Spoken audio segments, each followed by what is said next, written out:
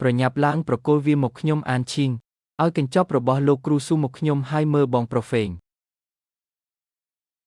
បងប្រុសនេះមិនមែនជាអ្វីដែលយើងឈ្នះដោយការបោះចិញ្ចៀននោះទេតើវាជាពេងស្រាមែនទេពេងស្រានេះមើលទៅដូចជាមិនមានទេតើមានអ្វីពិសេសអំពីខេងទើបតែនៅតូបលក់បាល់ទះតើក្មេងនេះយល់ទេស៊ីមីងក៏អាចធ្វើខុសដែរមានមនុស្សឆ្កួតម្នាក់ដែលស្មារតីរ៉ូមែនទិករបស់គាត់ពិតជាមាននៅក្នុងសត្វក្រៀលតើនេះអាចជារឿងរ៉ាវនៃការដោះដូរអណ្ដើកមាសមួយក្បាលសម្រាប់ស្រាដែរឬទេពេងស្រានៅចំកណ្ដាលនោះត្រឹមត្រូវវាជាការដោះដូរអណ្ដើកមាសយកស្រាដោយឥតគិតថ្លៃខ្យល់បក់តិចនៅក្នុងពេងស្រានេះខ្ញុំត្រូវតែ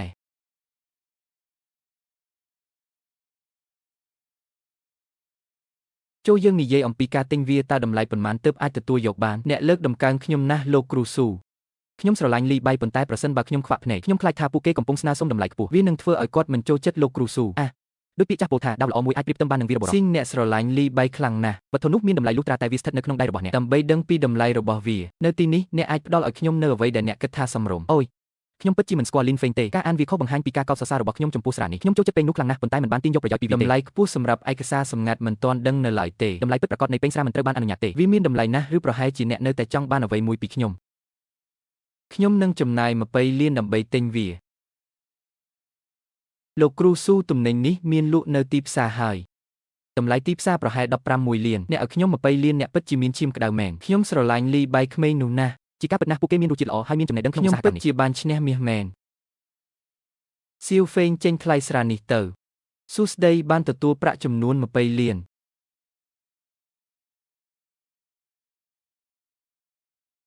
អរគុណលោកគ្រូស៊ូ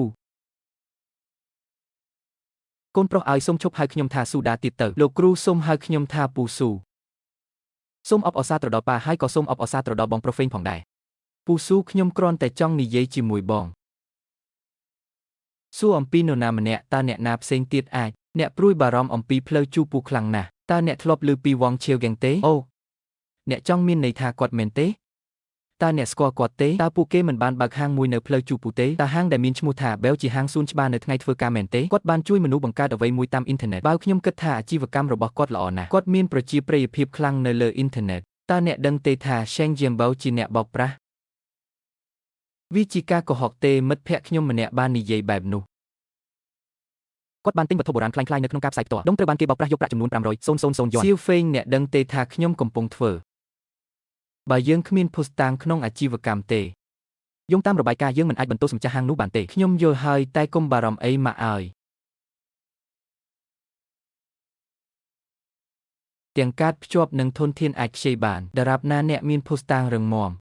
ខ្ញុំនឹងរាយការណ៍ភ្លាមទៅនាយកដ្ឋានពាក់ព័ន្ធអាជ្ញាធរបានរាយការណ៍ពីគាត់ហើយបានបញ្ជាឲ្យបិទហាងរបស់គាត់ជួយអ្នកសងប្រាក់វិញនៅការខាតបង់របស់មិត្តអ្នកត្រឡប់មកវិញហើយមើលតើនេះមិនមែនជាគំនិតល្អទេ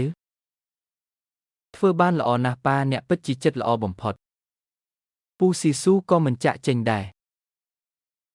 ឈីងហេតុអ្វីអ្នកមិនធ្វើម្ហូបឲ្យខ្ញុំ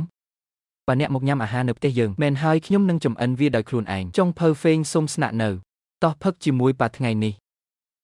ខ្ញុំពិតជាមិនអាចបន្តបែបនេះទៀតទេខ្ញុំនៅតែមានការណាត់ជួបជាមួយពូស៊ូខ្ញុំពិតជានឹងសួរអ្នកនៅពេលក្រោយចាំមកពេលទំនេរណាពូស៊ូពូលាហើយថែរក្សាខ្លួនផងលោកចៅនិងលោកលីនមកដល់ហើយអ្នកទៅមុនគេចាំបន្តិចសិនខ្ញុំនឹងទៅយកវាឲ្យអ្នកយកអ្វីដែលខ្ញុំបានប្រាប់អ្នកថាខ្ញុំបានរៀបចំលើកមុនអាហារដែលមានរសជាតិឆ្ងាញ់ស្រស់និងមានពណ៌បៃតង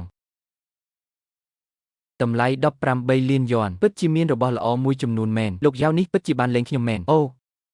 លោកលីនថ្មទាំង3នេះកុំច្រឡំដោយទំហំតូចរបស់វាវាគ្រាន់តែជាផ្កាអាគីដេប្រភេទ Marbury ប្រភេទកញ្ចក់ដែលមានគុណភាពខ្ពស់ផ្កាមានតម្លៃ1លានយន់ជាអង្កាមស្លឹកឈូកប្រាក់មានតម្លៃ3ត្បូងជីដៃរាងផ្លែពេះពណ៌ក្រហមភាគខាងត្បូងតម្លៃ100,000តម្លៃ5លានយន់សម្ភារៈល្អប៉ុន្តែរបស់ដើមអាហារមានតម្លៃថោកបន្តិចប៉ុន្តែមិនសូវមានតម្លៃប៉ុន្មានទេ McVenel ស្រស់លាក់ទុកក្នុងលុយនិងប្រាក់តម្លៃមានតម្លៃ18លានយន់អ្វីតាមពិតប្រអប់គឺជាផ្នែកដ៏មានតម្លៃបំផុតលោកចៅម្ចាស់លុយក្នុងប្រអប់នេះជារបស់ដែលខ្ញុំបានប្រមូលនៅពេលដែលខ្ញុំទៅផ្ទះរបស់ពួកគេពេលយើងកំពុងញ៉ាំអាហារអ្នកភូមិដូចគ្នាបានមកទិញអាហារសម្រន់បំណែកដែលបាក់បែកទាំងនោះមើលទៅរឹងមាំណាស់ដូច្នេះវាមិនសមនឹងលុយសម្រាប់បរិមាណសម្ភារៈតិចតួចដែលវាមាននោះទេលុយប្រភេទអ្វីបើអ្នកចូលចិត្តថ្មនេះលួចប្រអប់ខ្សែក្បាលតើអ្នកលក់ថ្មទាំងនោះក្នុងតម្លៃប៉ុន្មានទោះបីជាថ្មទាំងនោះតូចមែនតែធានាថាចំណេញ បើអ្នកចង់បានខ្ញុំនឹងចំណាយយ៉ាងហោចណាស់តម្លៃគឺ500,000ប៉ុន្តែអ្នកមានអាយុ30ឆ្នាំ100,000 យន់អាចទទួលយកបាន